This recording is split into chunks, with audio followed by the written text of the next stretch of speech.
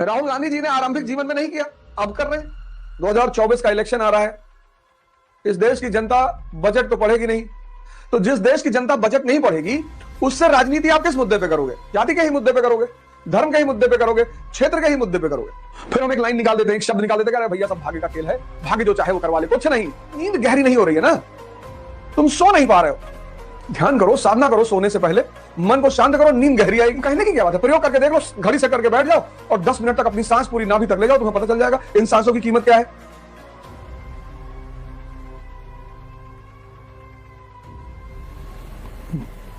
जय हिंद फ्रेंड्स।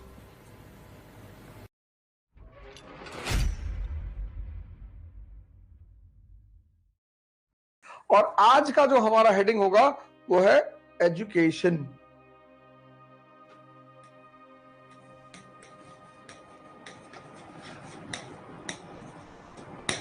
शिक्षा, इस पर जितना भी बोला जाए वो कम है। शिक्षा,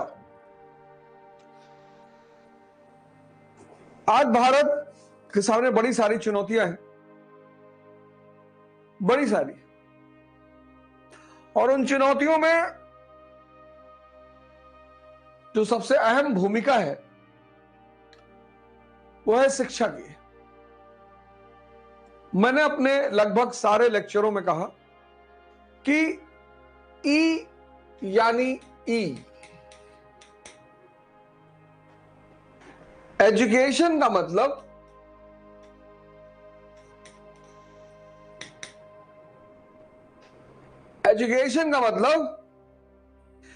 एनलाइटनमेंट।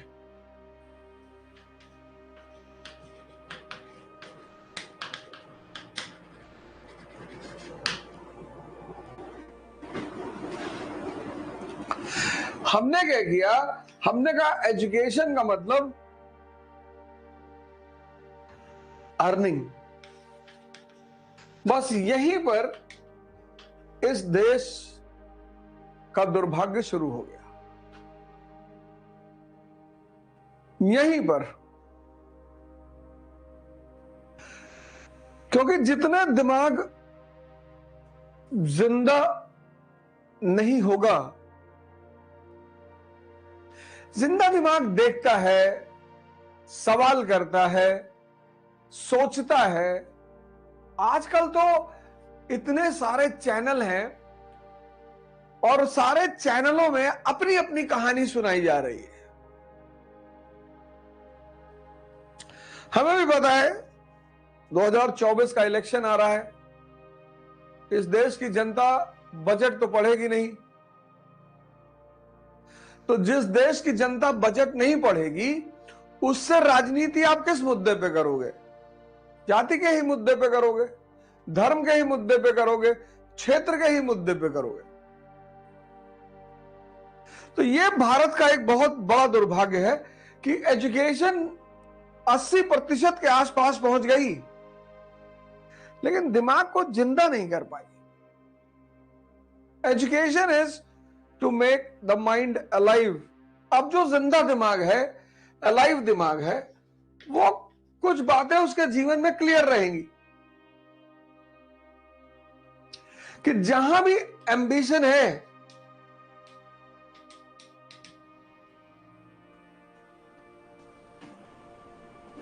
महत्वाकांक्षा,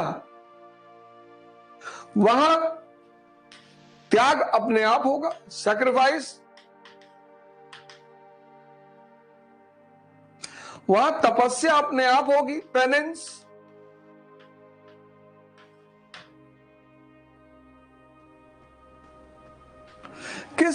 किसके जीवन में नहीं है बताओ? कोई एक महत्वाकांक्षी आदमी बताओ, कोई एक महान आदमी बताओ जिसके जीवन में ये सारी बातें ना रही हो।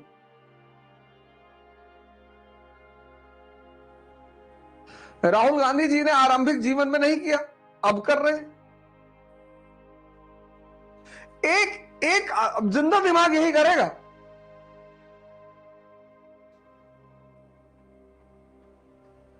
जिंदा दिमाग यही करेगा कि वो देखेगा कि यार जहां भी महत्वाकांक्षा है वहां त्याग है, श्री राम जंगल नहीं जाते, कभी नहीं भगवान होते। श्री कृष्ण का जीवन देखो, गांधी जी का देखो, अंबेडकर जी का देखो, लिंकन का देखो, कलाम साहब का, तुम एक महान आदमी उठा लो। ये जो मरा हुआ दिमाग है, मरा हुआ, ये मरा हुआ दिमाग चाहता है कि एम्बिशन हो लेकिन सैक्रिफाइस ना हो, लेकिन तपस्या ना हो। ये संभव नहीं है।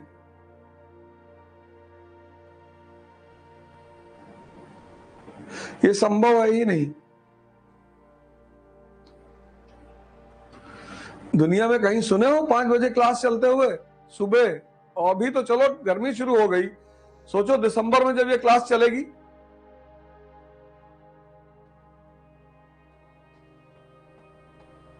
कुछ लोगों ने मैसेज किया, सर शाम को क्लास कर दीजिए, सुबह उठने में बहुत दिक्कत हो रही है। तो तुम पढ़ ही क्यों रहे हो? मजदूरी करो, ध्यान करो, साधना करो, सोने से पहले मन को शांत करो, नींद गहरी आएगी। नींद तुम्हारी 4 घंटे 5 घंटे में पूरी हो जाएगी। तुम्हारी नींद गहरी नहीं हो रही है ना, तुम सो नहीं पा रहे हो, क्योंकि जैसे ही आंख बंद करोगे सारी दुनिया सामने रोटेट होने लगेगी, परिवार, समाज, सब।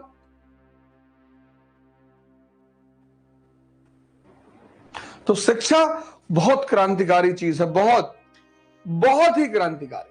और उसमें भी मैं डॉक्टर अंबेडकर को हमेशा कोट करता हूं। मुझे वो लाइन उनकी इतनी अच्छी लगती है, कोट करने का उद्देश्य ही यही है।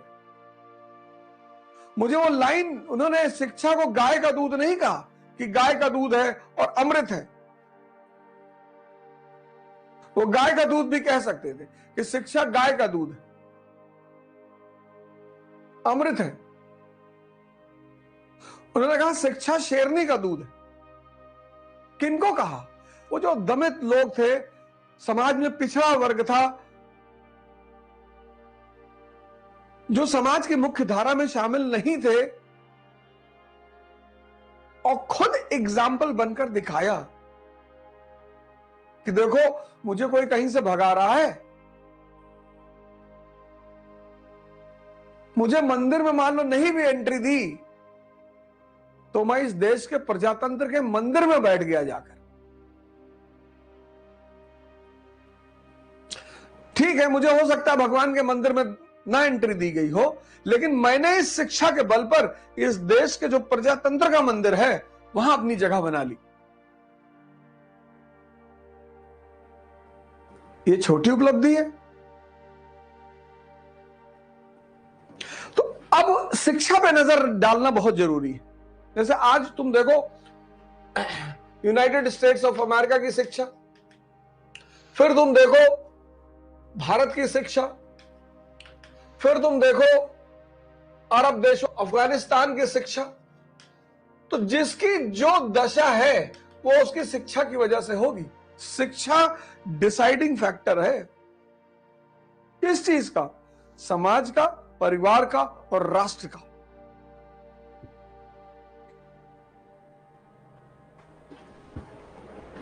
शिक्षा डिसाइडिंग फैक्टर है समाज का, परिवार का और राष्ट्र का। और अगर तुमने एनसीईआरटी की पहली लाइन पढ़ी होगी, अगर तुमने एनसीईआरटी की पहली लाइन पढ़ी होगी, एजुकेशन क्या बात कहता है? पहली लाइन कहती है education was not completely neglected, not completely neglected.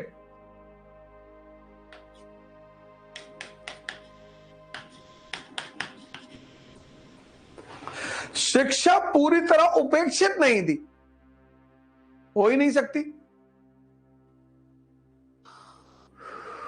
हो ही नहीं सकती। शिक्षा पूरी तरह उपेक्षित नहीं थी, क्योंकि मन को, इंसान को ट्रेन तो करना है, किसी भी लेवल पे करना है, लेकिन करना तो है।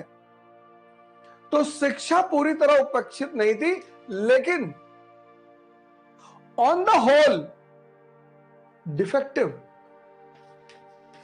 ऑन द होल डिफेक्टिव, त्रुटिपूर्ण।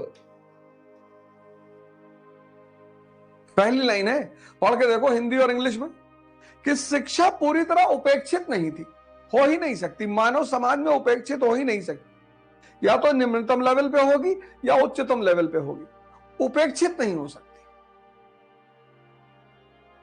तो कह रहा कि शिक्षा पूरी तरह उपेक्षित नहीं थी, लेकिन डिफेक्टिव थी। क्या कह रहा है, डिफेक्टिव कैसे थी? अब देखो क्या क्या शब्दों का इस्तेमाल कर रहा है। कह रहा पारंपरिक थी, ट्रेडिशनल। कह रहा आउट ऑफ रीच, किससे? पश्चिम के अचीवमेंट से।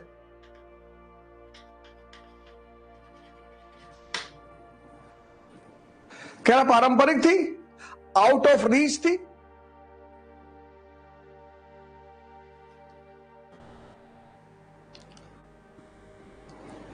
पश्चिम के अचीवमेंट से, not concerned,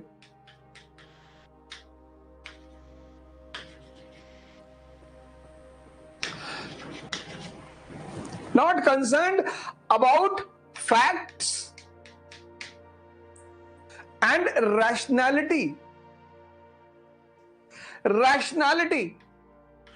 not concerned about facts and rationality.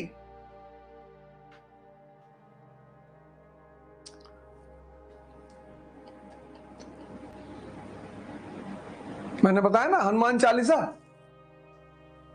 Hanuman Chalisa सूत्र दे रही है, उसको सिर्फ पढ़ना नहीं है, डिराइव करना है। जैसे तुम फिजिक्स के सूत्रों को डिराइव करते हो, F = m × a, ऐसे हनुमान चालीसा को सिर्फ पढ़ना नहीं है, डिकोड करना है, डिराइव करना है। मैंने तुमसे कहा प्रयोग करके देख लो, कहने की क्या बात है, प्रयोग करके देख लो, घड़ी सेट करके बैठ जाओ और 10 मिनट तक अपनी सांस पूरी नाभि तक ले जाओ, तुम्हें पता चल जाएगा इन सांसों की कीमत क्या है।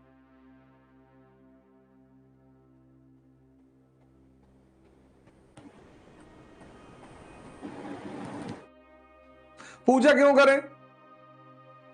बहुत बड़ा सवाल है कि पूजा क्यों करें। अब पूजा होती है आंख बंद करके। पूजा का मतलब, अब यही रैशनैलिटी देख लो, अब पूजा का मतलब मांगना नहीं, वर्शिप का मतलब, आम आदमी के लिए मतलब क्या है? मांगना।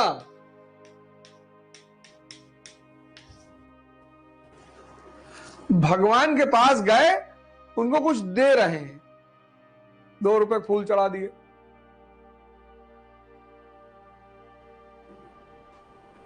₹20 के लड्डू चढ़ा दिए, और फिर कह रहे हैं भगवान पीसीएस वाला रिजल्ट देख लेना। ₹5 फूल, ₹20 के लड्डू में इतना बड़ा काम लोगे तुम?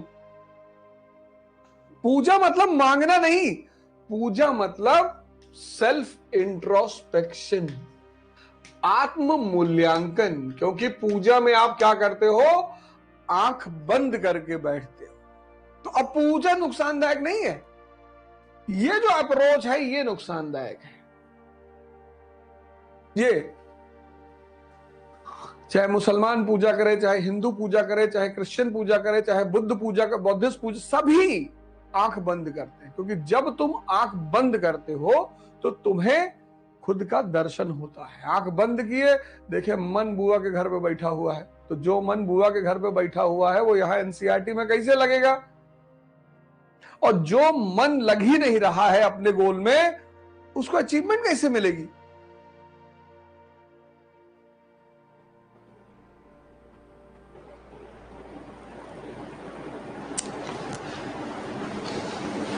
भाई हम पढ़ते हैं कि लिंकन जी के पास किताब खरीदने का पैसा नहीं है, प्रेसिडेंट ऑफ अमेरिका।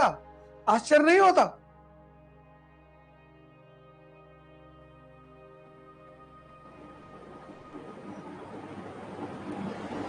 फिर हम एक लाइन निकाल देते हैं, एक शब्द निकाल देते हैं, कह रहे भैया सब भाग्य का खेल है, भाग्य जो चाहे वो करवा ले, कुछ नहीं।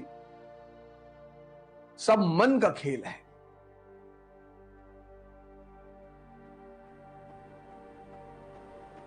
और शरीर दिखाई पड़ती है, मन दिखाई नहीं पड़ता।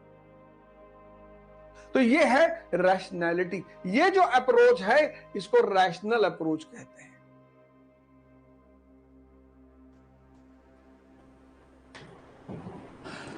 कबीर भी तो कह रहे हैं, मैं तो कुत्ता राम का मोतिया मेरा नाम। लेकिन वहां राम का मतलब क्या है? चेतना। इकरा आईएएस के साथ अब युवा पकड़ेगा यूपीएससी में बेहतर प्रिपरेशन की रफ्तार, क्योंकि इकरा आईएएस लाए हैं यूपीएससी सीएससी 2024 के लिए ऑनलाइन और ऑफलाइन बैचेस, जिसके लिए आएंगे दिल्ली से एक्सक्लूसिव झा सर, ओझा सर, संजय सर, रबानी सर और शेखर सर जैसे 20 साल के experienced faculties. Join our new offline batch for NCERT Basics and GS Pre-Com Mains at ICRA IAS Kanpur. Starts from 4th March. You can also join our new online batch at ikraias.com.